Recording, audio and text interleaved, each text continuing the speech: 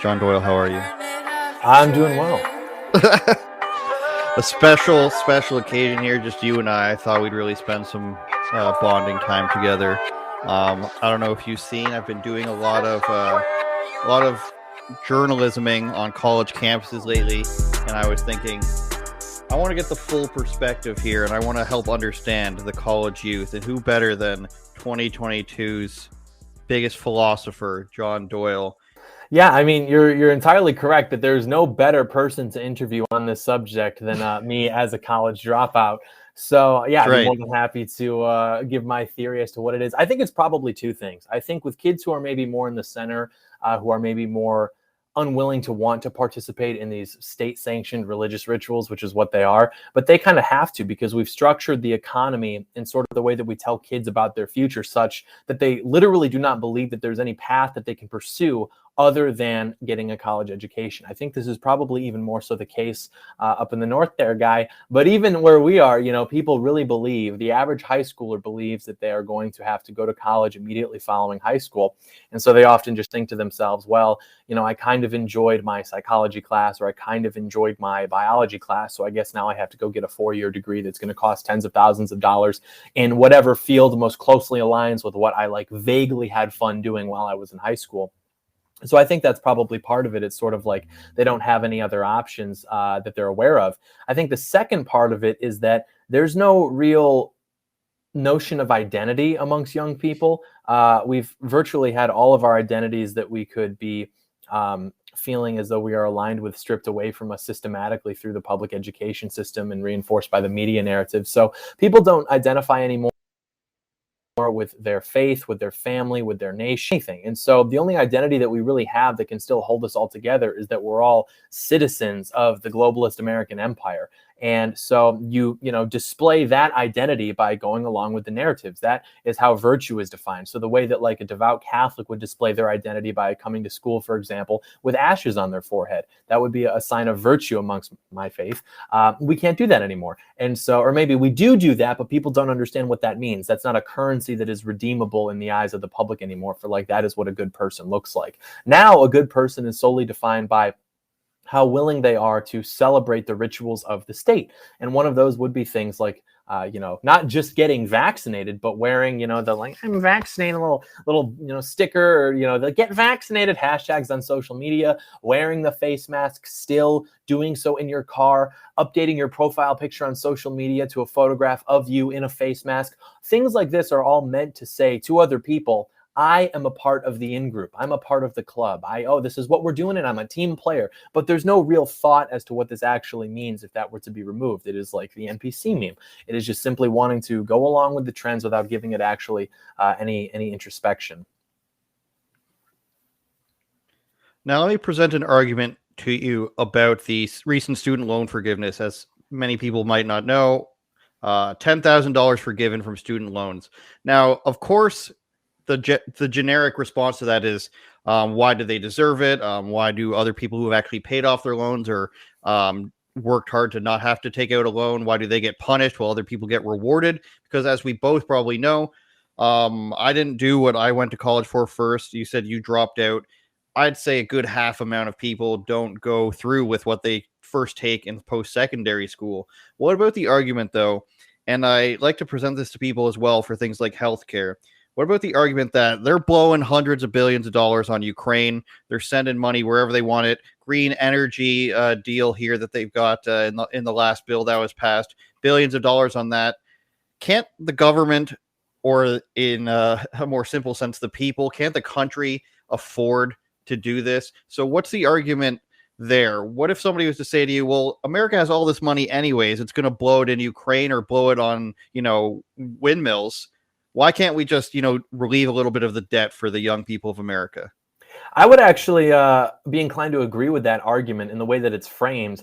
I would only push back in the sense that, it's not really at its core an argument about where money is going to go necessarily, because it's all being totally blown. What's more interesting is the conversation as why it's being blown. And all of those instances that you named were all examples of the current regime rewarding its friends, and like you said, with the American taxpayer having to foot the bill, punishing the enemies. I mean, the enemies of the American system are fundamentally its taxpayers, and I mean by that the people who are paying, frankly, more into the system than they are taking out of it. And a lot of the people who are going to have their debt forgiven can't exactly fall into that category. And so, yeah, money is being blown. We can't afford it in the sense that like it's being blown anyways. Can we afford it as a country? Is this? I don't think so.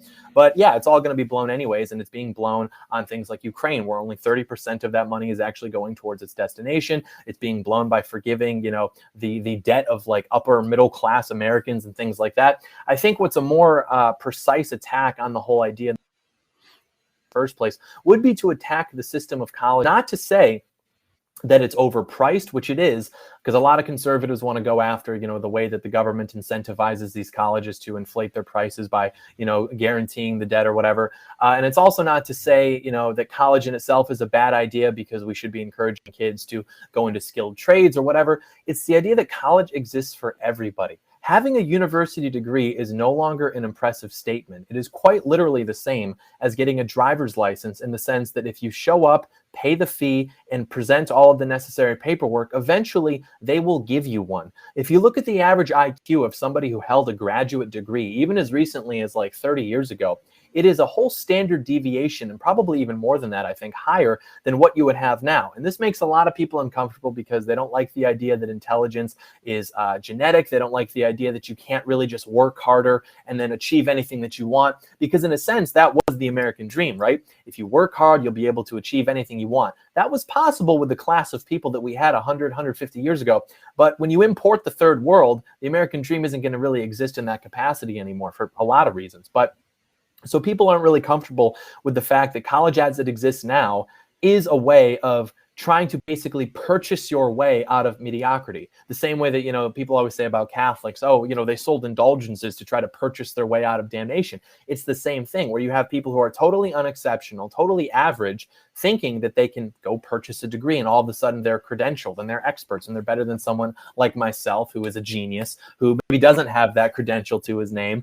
But it's just not the case. And so I think that there's something that really needs to be addressed there with how we deal with those types of people, because now what we've done is we've cheapened the value of a college degree. It was made illegal, for example, because the greatest predictor of job performance is IQ. And so the college, because they made that illegal, they made it illegal to test for IQ in job applications because that's racist or something. And so then college admissions were sort of used as a proxy for that. But then they started eliminating the standardized testing that was a proxy for the IQ test in getting admission to these colleges. And then you're introducing affirmative action. So now the value of a college degree, even from the most elite institutions, has less practical value than it would have a few decades ago. And so I think that we're going to see the general effectiveness of all of our institutions that these students are flooding into diminish more so than we have already. I think that the value of a college degree in general is going to be, less than it already is already. I just think that the whole thing is basically a scam to funnel money away from normal Americans into the pockets of the elites. Now, I know in places like Egypt, I've spoken to some people way back in the day when doing a video on this. They have the free college system there. And the people that I spoke to said that it doesn't work. It makes it so everybody has a useless degree, because even if you have what's something good that people would normally think is a great degree. Let's say you've got some sort of advanced math degree. Well, now you've got 20,000 people who have it because it's free for them or paid by the government, as opposed to the 100 people who would have had it before, so that you've flooded the job market and it doesn't mean anything anymore. And they said, people will go to college 3, 4, 5 times because it's paid for, and the state covers this. So it's a huge waste of money. Do you see the American system, or maybe even the Western world system, going towards that, where it just becomes this unstoppable regime of money being funneled into these institutions? Or do you think that there's going to be a forced, pendulum swing back into people not going there, and eventually prices going down? Or does neither of those happen because maybe completely industry leaves the United States as it already is, as we speak right now, but does it to an even more insane degree. And there's no need for people to go to, trade schools or anything. And that stuff dries up. What type of future do you think we have here with this situation in the next 5 to 10 years? I think you're probably going to see it trend towards the value of it as a whole diminishing.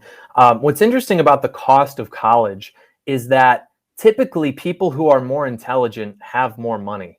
And it's just sort of the way the cookie crumbles. And so those types of families were able to, and were also probably planning for the future such that they could send their kids to college. And then there would be instances of truly brilliant kids who just didn't have the means of going to college. And you had for those kids types of scholarships, whether they were academic scholarships or they were scholarships for exceptional tests on, or exceptional scores on standardized tests.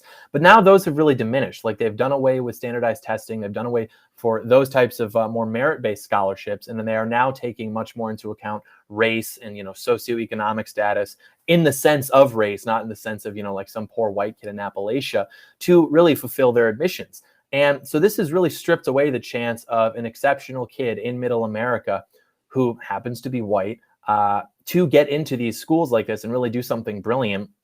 And it's given much more opportunity to unexceptional kids to take those scholarships away from them and not do something brilliant. And that's what I think is interesting about it. You could have a brilliant person who happens to be interested in something like history, which maybe is not on paper as, good of a degree as something like, biomolecular engineering.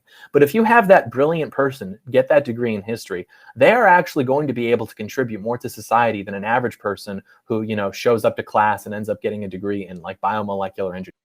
It's just the way that it's going to go. But now we've flooded the market. So you have all of these average people flooding all of these fields. And eventually the ladder is going to have a final run. But I think that it's going to have to reach pretty high. So if you look at the most advanced types of fields you can get into with all of these degrees, those are still going to be staffed by relatively competent people. But as the years go by, what we're seeing is more affirmative action type people getting placed into the upper management levels of these things. And we're seeing less overall competence from all of these different fields that we're supposed to be funneling brilliant people into. And I think that that's really the scariest part about what the decline is going to look like. You're going to see all of the most important institutions in America be stocked by the class of people who would typically be employed by the DMV or its adjacent institutions. And that's really not going to be good for us. Well, I see a lot of parallels there between like the Biden administration and the Trudeau administration. Up here in Canada, there's so little, laugh it up. There's so little separation between me working at a news company and the actual government. We've got like one layer of nerds away, and we see these people all the time in both of the major parties here. And like you said, they're not very competent people. They are people who've never held a job outside of politics for the most part. They went to university for something, I don't know, that cost them probably 150 grand that their parents paid for. And now they're in these political positions and they're not smart people. Now, it took me a few years to get to this point where I'm willing to blatantly point out that these are unintelligent people or, people who don't actually know what they're doing. They're not capable of coming up with reasonable policy or thinking for themselves. They're guided by Twitter and what Justin Trudeau and his 3 other friends tell them. But it's very easy to see what you just pointed out in action from a day-to-day basis, because it's not some big government conglomerate. There's no real think tanks going on up here. I mean, there might be behind the scenes, but what we see from the people to what's being implemented is exactly what they say. A few months earlier, Justin Trudeau says he's going to do something, and so do his little minions, and they just do it. It's not good. It's not beneficial to anybody. But my question is how much longer can this system last, just funneling down or flying down this road where we're just spending these billions of dollars? Because it seems to me, in my opinion, that they're just funneling as much money as they can to theirs and them and theirs, I guess, the G and Jers, before eventually the wheels fall off or they get voted out or something. I mean, the amount that Joe Biden's administration is pumping into Ukraine and pumping into their own pockets and renewable energy sources, stuff that they know doesn't work. We see that recent story in Colorado where people's thermostats were locked on them. Now they volunteered for that, but that's just one example. California has blackouts, and then we see it in Germany and France, of course, and all these European countries that are even further left. Do they keep going until the wheels fall off, or does something in the checks and balances, as it were, in the United States prevent them from doing this all the way until some sort of governmental collapse, do you think? I think they'll probably continue to do it until it reaches an inflection point where the American people can actually take their country back. And I don't mean that in the sense of like some grand uprising. I think that the solution will ultimately be political, which, you know, it's a popular thing nowadays to say there is no political solution. It's like any solution by definition will be political. Like, I mean, if you install a new government, that is political. But I mean, this is the case throughout history. You know, when you reach the late stage of an empire or a republic or what have you, I mean, the elite class just tries to loot it. You know, they set up vassal states, they loot money, they launder money through there. And so we're not seeing anything, you know, exceptionally unique. And it really is kind of sobering to meditate on just how our government works and how everything you see is. And, you know, we know that. We do know that. If you ask somebody whether that's true, they would say yes. But to really digest that and to understand its implications is a much more sobering thought process than just kind of course that happens. You know, really understanding what that means. And I couldn't help but think deeply about that as I was watching Brandon's recent performance in Philadelphia. Yeah, that was special, wasn't it? And look, you know, I think it'll probably get worse before it gets better, as we all know. But I just hope that someone out there is aggregating a list of, you know, these 5,000 or 7,000 people who are really responsible for all of this, and just knowing that we're not going to let them get away with this. I mean, there's so many more of us than there are of them. And if only 5% of us have the agency and the willpower to bring justice to those people, I think that ultimately we can make America, and hey, our brothers to the north there, great again. So I'm optimistic. Well, one thing that you had a lot of eyes on you for was this drag queen thing. I saw Steven Crowder went to one, or he had undercover people at one recently in a smaller town. I forget the name of it in Texas. Roanoke. Did you see that? Yeah, exactly. And Bryson Gray tells me he's on his way to Texas in the coming months to visit one as well. What other, let's say, genres of degeneracy we'll go with, do you see yourself really wanting to be on the quote unquote front lines? And for audio listeners, we mean non-violent lines. Do you think this is the most important thing right now? Obviously it's a gross, weird attack on children, and any parent who's there, I would be like, I don't trust you with children if you think this is a good place to take them. Do you see any other metaphorical battlegrounds as imminent as that right now? No, I think that probably is the most important. And I mean, even we've been prophesizing this for decades that, you know, eventually they're going to come for the kids. And now it's happening and we have no plan. And I went to one of these events back in June, I think, and I brought people with me and we tried to attract media attention to it. And then we did. And then there was legislation that was drafted to be introduced to ban these types of events with minors. And I was excited. I was like, okay, this is good. This is the right direction. And then I remember thinking to myself, I pray to God that this is not one of those things that everybody gets excited about for a few days and then it just fizzles out. And then that is precisely what happened. You know, I have tried to call in favors. I've tried to follow up, and it's basically, you know, it was all a thing where people were getting angry about it. They were getting attention. And then, you know, we had this legislation drafted and we've heard nothing. And I mean, this is the easiest thing in the world. You're not talking about like fundamentally restructuring tax policy or entitlement policy. You're talking about just like making kids unable to be abused by their parents and like groomed by these transvestite strippers. But even that, like, we can't get the ball rolling on. And so I've been meaning to set some time aside after I get this next video out to like literally just sit and think to myself about how we could actually go about doing something about this. But I just don't see it. And so, you know, a lot of people, they want to go there, they want to own them, they want to shut them down.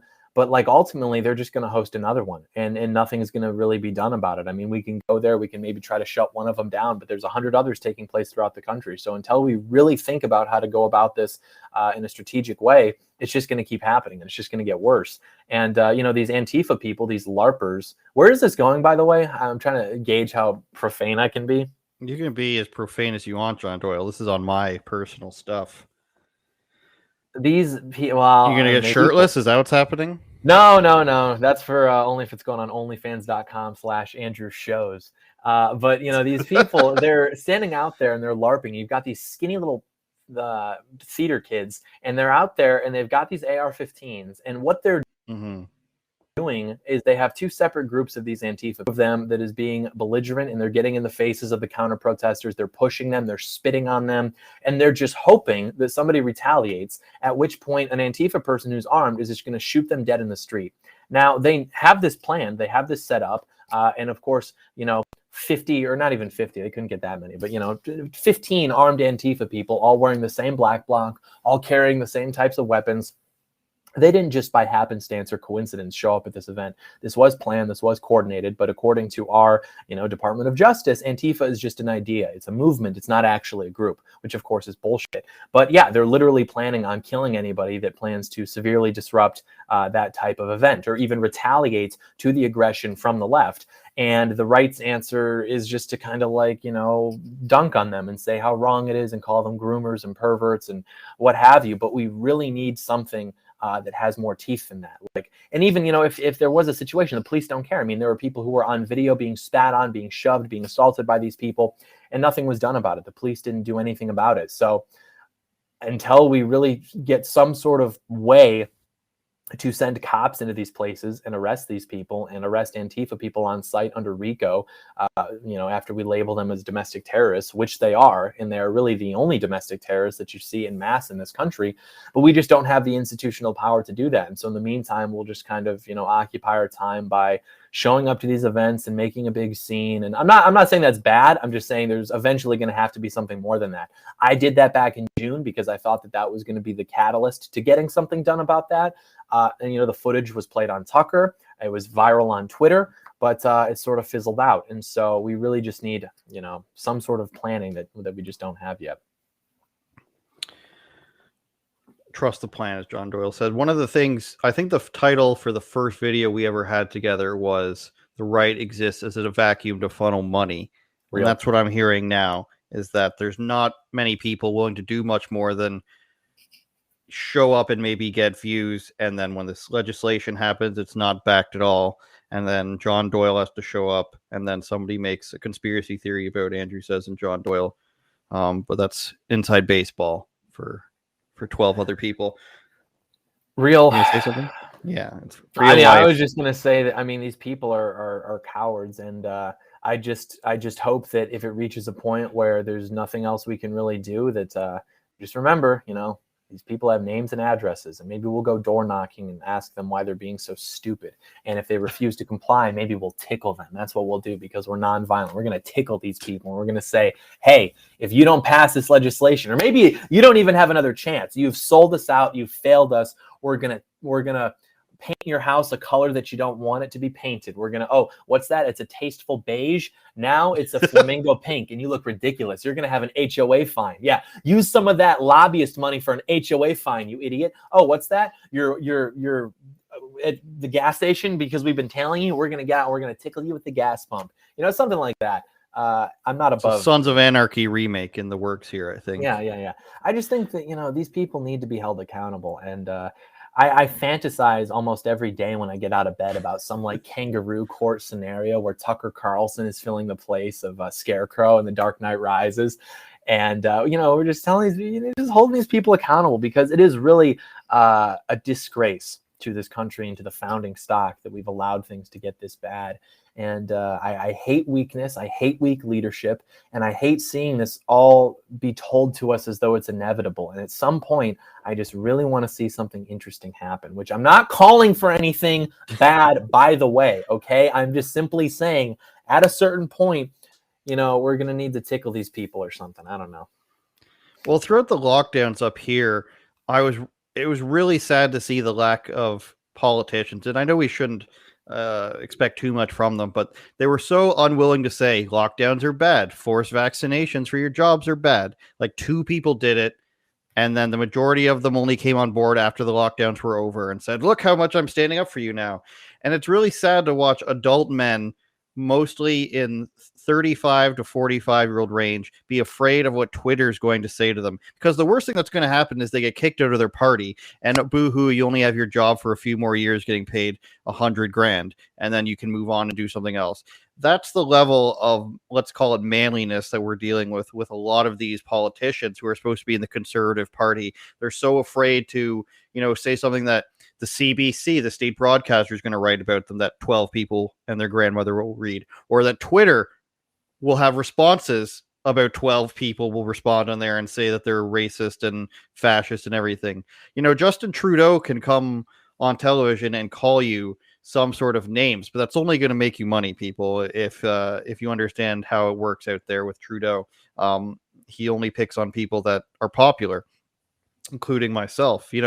One time during the election debates that we had, the federal election debates, we had a call-in thing for journalists to call in and ask questions. This was the one where he refused to answer us. And I got so drunk with power at one point when I realized all they were doing was a conference call. So they had all these journalists call in and they were just having them on a conference call. This is the level of intelligence, no special service or anything, one phone. And I realized that all the other journalists could hear me. And I never posted this video, but I went on a 20-minute rant about how they're all pathetic and how they're not doing their jobs. And this is just the paper thin layer that I'm talking about between people and the government and holding them to account. And I just wish more people would say, hey, author, or hey, politician who's saying this on the day of, we expect more from you, just like you're saying. That's why whenever I'm on my show and we read an article that's like, this is why fathers should bring their sons to pride marches, or this is why chest feeding's great. You click on the author, you see what they've got going on. And most of the time, it's people that don't have anything else. They don't have the strong following. They don't have, their opinions all over Twitter. They're actually paid to produce this sort of crap for multiple outlets so that CNN can steal from it, Yahoo can steal from it and post it on their own. So it's not strong individuals with strong beliefs. It's the useful idiots. And I wish people would start, pointing this stuff out. And it's not that difficult, especially in a country like Canada, to non-violently gain control of the narrative, as long as you're not afraid of Twitter and everything. And that's what I got to say, John. They literally, they think they're breaking Watergate, but they're nothing more than good little lapdogs for the regime. I mean, they're writing stories. They went into journalism because they're like, oh, I'm gonna get the scoop. I'm gonna bring truth to power. And they're writing stories about Joe Biden eating double, chocolate chip or whatever, or right. the equivalent flavor in Canada. They are nothing more than servants of an illegitimate regime, which is hostile to the people over whom it governs. And it's they're the worst. There's no scum in this country lower than the journalist. I mean, the elites are the elites, but at least they're kind of open about it, how sociopathic they are and how much they hate them are self-righteous. The elites claim to be, maybe more knowledgeable, but they really never come out and say oh, we're better than you in the sense of morality. The journalists really believe that they're the arbiters of truth, which is more annoying, especially too, because the journalists should be the ones actually holding these people accountable, but they're not. They're controlled. Yeah, they're scum. They're literally lower than ants, and they should all just leave. They should just leave. They should just go away. I like watching you control your verbiage there. I hate these people.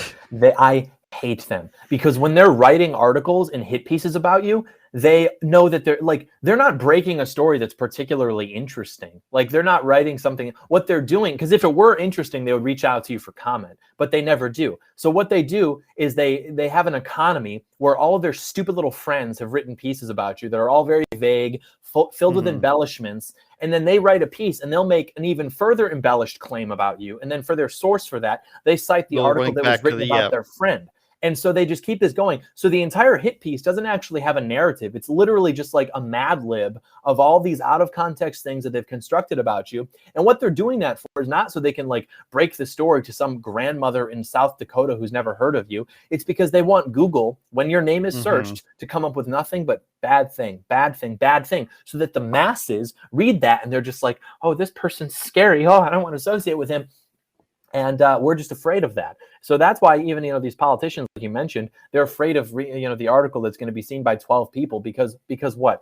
One of their donors is going to see it. It's the correct answer to that is, look, are you perfect? Do you think you're perfect? No, obviously all of us are not perfect. So the question becomes, if we're all equally flawed, why is it that I'm the only one getting things written about me by the establishment media? Why are all of these people who claim to be representing you not being attacked by the media? It's because they do not view them to be a threat. They perceive them to be an ally or impotent. They are controlled opposition, and I have contempt for them. Well, you see these movies. I watched one, I think, a few months ago. It was about catfishing. Was the predominant role of the film, but it was this girl who was a journalist in California. She worked in this 10-story building. She had a huge office, her own desk, and her job was to come up with a piece once every couple weeks. You know, this job that doesn't exist, probably hasn't existed since 1997, if even then. Come up with your piece and it's going to be amazing. And you get all your expenses paid. You probably make 55 grand a year, plus all your expenses and bonuses if your article does well. It's like, I don't know if you've ever seen the movie Fletch from the 80s.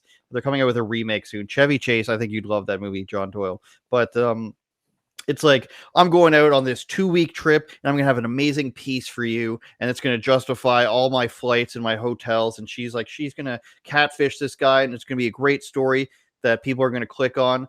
And I'm just sitting there thinking, as a person involved in the media, that this doesn't exist. And this is what you're selling as a dream to young women, is that they're going to get to fly across the country and become journalists who only need to submit something up once every few weeks. And as long as it's kind of good, then they're going to earn a salary. And it's not actually just going to be remote work for $20 an article or 5 cents a word that they're actually going to have to do for Vice News, Now This, and Vox all at the same time. So it's an over glamorization. And I think if you go back and watch movies with keeping in mind how they present journalists and how they present them as amazing. There's another one where there's a meteor coming towards Earth. It's not the Aerosmith one. It's an earlier one than that, but they just make it so that the journalists, they've really got such a responsibility and you should trust them. And they're such great people. And this is what they've sold to young people.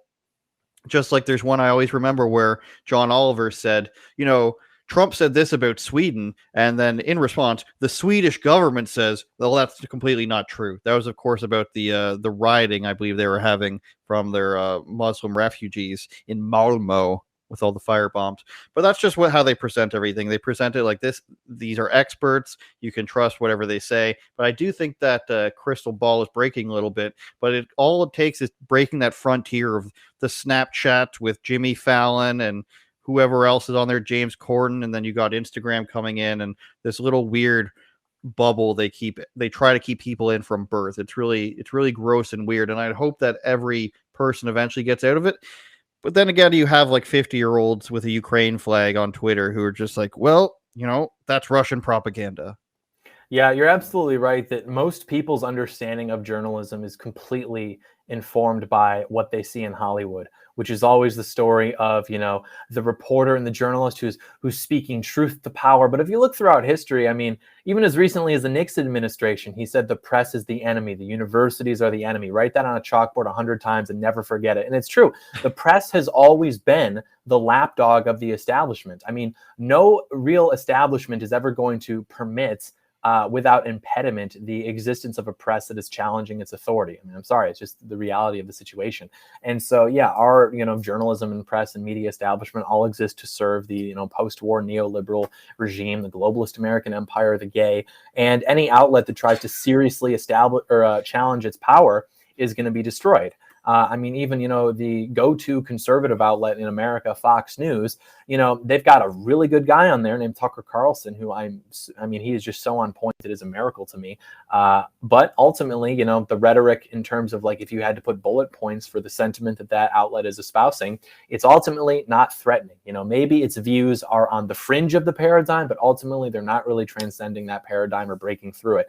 And so a lot of times, yeah, what we're hearing is you know, ultimately, but it gives the illusion of being something that's new or something that's, you know, actually challenging, but it's ultimately not. It's just something that's, you know, the same old stuff with maybe a new skin on it.